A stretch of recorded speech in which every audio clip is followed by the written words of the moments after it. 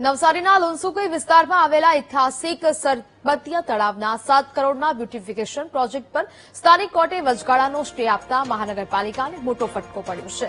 મનપા દ્વારા તળાવની ફરતે જે food zone, walkway, kids zone અને બોટિંગ જેવી સુવિધાઓ ઉભી કરવાનું આયોજન હતું, જો કે કામગીરી શરૂ થતા જાગૃત નાગરિકોએ આક્ષેપ કર્યો હતો કે બ્યુટિફિકેશનના નામે તળાવમાં મોટા પાયે માટી પુરાણ કરીને તેનું મૂળ સ્વરૂપ અને વોલ્યુમ ઘટાડવામાં આવી રહ્યું છે। આ ઉપરાંત આરસીસી કામમાં માર્જિનના નિયમોનું ઉલ્લંઘન કરીને રોડ સાંકડો કરાતો હોવાની વ્યાપક ફરિયાદો ઉઠી હતી। આ કથિત ગેરકાયદેસર કામગીરી સામે રાષ્ટ્રીય માઇનોરિટી કમિશનના ઉપાધ્યક્ષ કેરસી દેબુએ એડવોકેટ કનુભાઈ એલ પટેલ અને રાજન જોશી મારફત નવસારીની કોર્ટમાં દાવો દાખલ કર્યો હતો।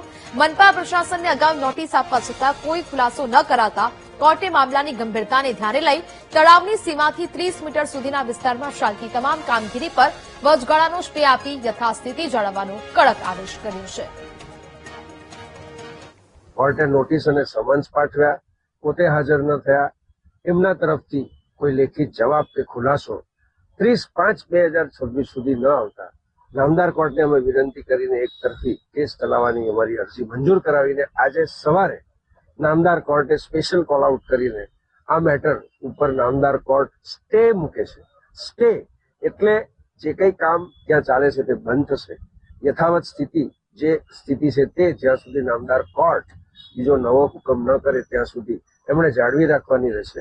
સરબતિયા તળાવને ડેવલપ કરવા માટે જે રીતે નિર્ણય કરવામાં આવ્યો અને જે પ્લાન બનાવવામાં આવ્યો તે સંપૂર્ણપણે ગેરકાયદેસર છે, કારણ કે સરકારના નિયમ અને તેના પરિપત્ર દ્વારા તળાવની ફરતે જે માર્જિન છોડવાનું હોય છે એવું માર્જિન પણ છોડવામાં આવ્યું નથી અને બીજી તરફ રસ્તા તરફથી જે માર્જિન છોડવામાં જોઈએ તે પણ છોડવામાં આવ્યું નહીં। અહીં 18 મીટરનો રસ્તો મૂકવામાં આવ્યો છે, પરંતુ ગેટ અને બીજા જે બાંધકામો બનાવ્યા છે એ લગભગ 7.5 મીટર પર છે, એટલે જે નિયમનું પાલન પણ આની અંદર કરવામાં આવ્યું છે। આના સરબતિયા તળાવમાં આજે અમે વિઝિટ નથી લીધી, કારણ કે માન્ય નામદાર કોર્ટ તરફથી આપણને અત્યારે સ્ટેન્ડ બાય ની હુકમ આપ્યો છે। આપણે પણ વકીલ સાથે એનો પરામર્શ કરી અને આપણી એફિડેવિટ રજૂ કરીશું અને તાત્કાલિક સ્ટે વેકેટ થાય અને આપણી કામગીરી આગળ વધે એ પ્રકારનું આયોજન કરીશું।